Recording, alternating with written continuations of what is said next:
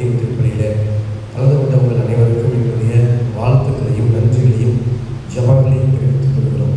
அன்புக்குரியவர்களே, அருமையான வேளையிலே தாயானவள் நமக்காக விண்ணுலகில் இருந்து ஜெபித்துக் கொண்டிருக்கிறார்.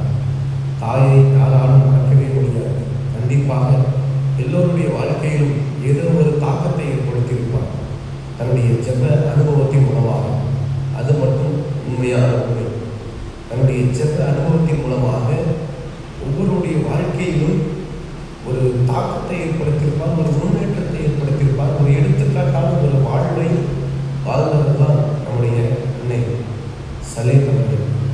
நான் இங்கே பங்கு தந்தையாக இருந்தோன்னு ஒரு மாதம் ரொம்ப கஷ்டப்பட்டுக்கிட்டு இருந்தேன்.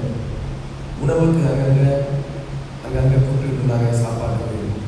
அப்போ அம்மா ஒரு தெளிவு கொடுத்தாங்க, அங்கங்கெல்லாம் போகக்கூடாது, அங்கங்கெல்லாம் போகக்கூடாது, சாப்பாடு சாமியார் வீட்டுக்கு எடுத்து வர சொல்லு, அதுதான் முறை, நீ அங்கங்கெல்லாம் அலையக்கூடாது. பேர்பட்ட தாயுடைய வாசம் பார்த்தீங்கன்னா நினைத்து பார்க்கும்போது சந்தோஷமாக இருக்குது.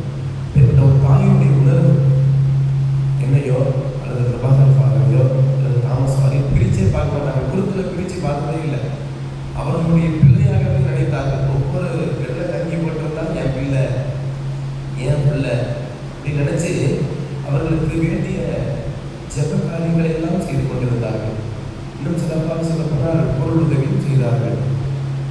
பேர்பட்ட பாசம் பாருங்கள், எல்லாரும் வீட்டுக்கு போய் போகக்கூடாது, அது அலையக்கூடாது, நீங்கள் அலையக்கூடாது, சாப்பாடு தான் சாமியார் வீட்டுக்கு அழைச்சிட்டு வந்து அங்கே கொடுக்க சொல்லு, அதுதான் போகிற அப்படின்னு. அப்போதான் ஒரு தெளிவு புரியுது. புதிய ஒரு பக்கத்தில் ஆஹா இப்படி இருக்கணும், இப்படி இருக்கக்கூடாது. சிறுவப்பெல்லாம் உடஞ்சி கிடந்துச்சு. பின்னாடி நான் வந்து பார்த்த உடனே சிறுவத்தெல்லாம் தோண்டி புதைச்சிடலாம், அவ்வளோதான் வேலை. மேலே 2 சிறுவருக்கு பார்த்தீங்களா சூசி போல மாறாகும், கையெல்லாம் உடஞ்சி காலெல்லாம் உடஞ்சி அதை குழி கொண்டு புதைக்கணும். பேர்பட்ட ஒரு சூழ்நிலை, அவ்வளோதான் முடிஞ்சு போச்சு. ஏதோ சும்மா உள்ளதை இருந்தது. நான் பார்த்த உடனே இதை நம்ம புதுப்பிக்கலாம் அப்படின்னு எனக்கு ஒரு ஆலோசனை கொடுத்து அதை புதுப்பிக்கும் பொழுது அதற்கான உதவி தொகையை கொடுத்து நீங்கள் செய்ய எவ்வளோ அழகாக இருந்தது பார்த்தீங்களா. அம்மாவுடைய பேரை சொல்கிறது, அம்மாவுடைய சிலை அம்மாவுடைய பேரை சொல்கிறது. அவர்கள் இந்த மண்ணம் தீட்டுவதற்கு உடைந்து போனதற்கெல்லாம் அவர்கள் தான் மனம் கொண்டு கொடுத்தாங்க. செய்தி நல்ல செய்தி, எல்லா காரியமும் ஆன்மீக காரியங்களாக இருந்தாலும் சரி, இவ்வளோ ஆழ வளர்ச்சி காரியமாக இருந்தாலும் சரி, அன்னை ஒருவருக்கும் என்னால் மறக்கவே முடியாது. இன்னொரு இருந்து வேலை செய்தார்கள். நான் அங்கே அப்படி போயிட்டு வரும்போதெல்லாம் உடம்பு பார்த்துருப்பான், சாப்பிட்டியா அப்படிலாம் உறுதியாக கேட்கக்கூடிய ஒரு வழக்கத்தை வைத்திருந்தார்கள். சிறப்பாக தாயுடைய இறப்பு திருப்பலியில் தந்தை சொன்னதை போல அவங்க கையாலே எனக்கு சமைச்சு கொடுத்தாங்க. ஃபாதர் இடையில ஒரு நாள் வந்து தாமஸ் ஃபாதர் ரொம்ப அற்புதமாக கிறிஸ்துமஸ் நேரத்தில் வந்து அவர்களுடைய கையாலே சமைத்து அவர்களே பரிமாறினார். பல இடங்களில் சாப்பிடுப்பா அப்படின்னு சொல்லி அவர்கள் கையிலே பரிமாறி நல்லா போய் வரணும், நல்லா ஆன்மீகத்தை கட்டி எழுப்பணும். பங்குதந்தையை பற்றி சொல்லிக்கிட்டே இருப்பான், எனக்கு நல்லா தெரியும். ஒரு பொழுதும் விட்டு கொடுக்கவே மாட்டான். நிறைய பேர் குறை சொல்லுவோம்.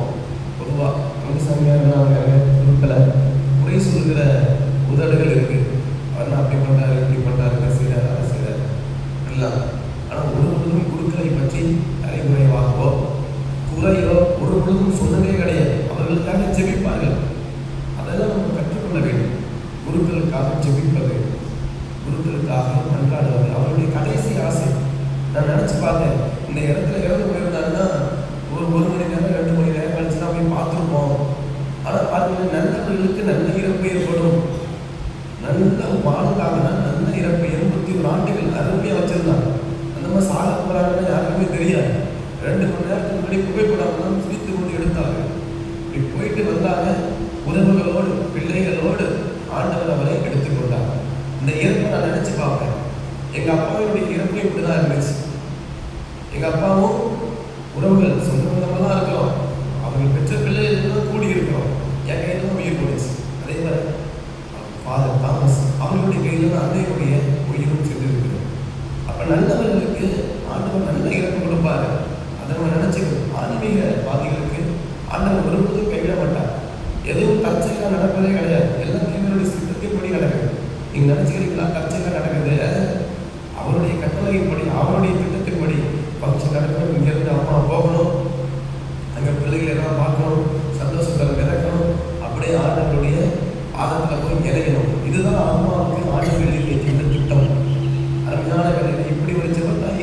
அருமையான முத்துக்கள் எங்களுக்குள்ளே இருந்து பணி செய்து கொண்டிருக்கிறார்கள். நினைச்ச பிறகு அப்பா உறவுகளை எல்லாம் விட்டு எவ்வளவு கஷ்டப்பட்டு காலத்துக்காக தெரியுமா? அம்மாவுடைய இழப்புக்காக அமெரிக்காவிலிருந்து உடனே டிக்கெட் புக் பண்ணணும், ஏகப்பட்ட காரியங்கள் இதெல்லாம் தாண்டி தாண்டி தாண்டி அம்மாவுடைய இறப்பு கடைசி நிமிஷத்துல வந்து மினிமம் ஒரு 3 மணி நேரம் 4 மணி உடனே தாயுடைய கடைசி ஆசை அதுதான். நான் நீ எங்க இருந்தாலும் நான் செத்துட்டேன்னா நீ தான் என்னுடைய அடக்கத்துக்கு வாழணும். தாயுடைய கடமையை நிறைவேற்றினார்கள் அன்பு தந்தை. இதையெல்லாம் நமக்கு ஒரு எடுத்துக்காட்டாக இருந்து தாயானவர்கள் நம்மை விட்டு உறவுகளும் எங்கும் செல்லவில்லை. இந்த மாறுநேரில் தான் இருக்கிறாங்க. இன்னும் அவர்களுடைய ஆன்மீக பயணம் இன்னும் இந்த மாறுநேரில் தான் இருக்குது. ஏன்னா இந்த ஆலயத்தையும் அம்மாவையும் ஒரு பொழுது பிரித்து பார்க்கவே முடியாது. இந்த ஆலயத்தையும் மாறுநேரில் இருக்கக்கூடிய இந்த ஆலயத்தையும் அம்மாவினுடைய ஆன்மாவையும் பிரித்து பார்க்கவே முடியாது. அவர்களுக்கு தெரிஞ்சது ரெண்டு தான். ஒன்று, இங்கே மாறுநேரியில் இந்த ஆலயம் ஒரு வீடு, ஒரு வீடு இல்லைன்னா ஆலயம். இது ரெண்டும் தான் அந்த அம்மாவுக்கு தெரியும். வேற எதுவுமே தெரியாது. ஜெபிப்பது, குருக்களுக்காக கொண்டாடுவது, ஒரு ஆன்மீக கடைசி நேரத்தில் விட அவர்களுடைய இல்லத்தில் இருந்துதான் புனித செபஸ்தியா அன்பே கூட்டம் வச்சிருந்தோம். ரொம்ப ஆச்சரியமாக அன்பே கூட்டமாக நம்முடைய இல்லத்தில் நடைபெற்றது. ஆசீர்வாதமாக நடைபெற்றது. செபஸ்தியார் இங்கேருந்து தான் எடுத்துகிட்டு போனாங்க. பாருங்க, இங்கேருந்து நேராக தேர்தல் போயிட்டாங்க அப்படிதான் சொல்லி அம்மா செபஸ்தியாரை புகழ்ந்தது. அங்கே இப்படிப்பட்ட ஒரு ஆன்மீக தாயை நாம் இழந்திருக்கிறோம். அவர்களுக்காக இந்த நினைவு திருப்பலியில் ஜெபித்துக் கொண்டிருக்கிறோம். இறந்தவர்கள் ஆண்டவரோடு இணைந்த நிலையில் இருக்கிறார்கள். கிறிஸ்தவர்களுடைய வாழ்வு என்பது மாறுபடுகிற வாழ்வு. அதை தான் மறையாளர்கள் சொன்னார் தந்தை. கிறிஸ்தவர்களுடைய வாழ்வு அழிந்து போகிற வாழ்வு அல்ல, மாறுபடுகிற வாழ்வு.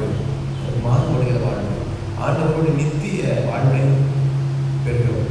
ஆகவே இந்த தாயினுடைய இந்த இறப்பு விண்ணகத்தினுடைய பிறப்பாக கருதி தாயானவர் விட்டு சென்ற அனைத்து பாடங்களையும், அனைத்து தியாகத்தையும், அனைத்து நன்மைகளையும் நாமும் கற்றுக்கொண்டு தொடர்ந்து வாழ்கிற சிலை பேருக்காக ஜெபிப்போம். அவர்களுக்காக அந்த அம்மாவை கேட்டோம்னா எனக்காக கூட ஜெபம் பண்ணாமா, என் பிள்ளைகளுக்காக ஜெபிங்க, அதாவது குருக்களுக்காக ஜெபிங்க. அதை தான் நம்ம சொல்லுவோம்.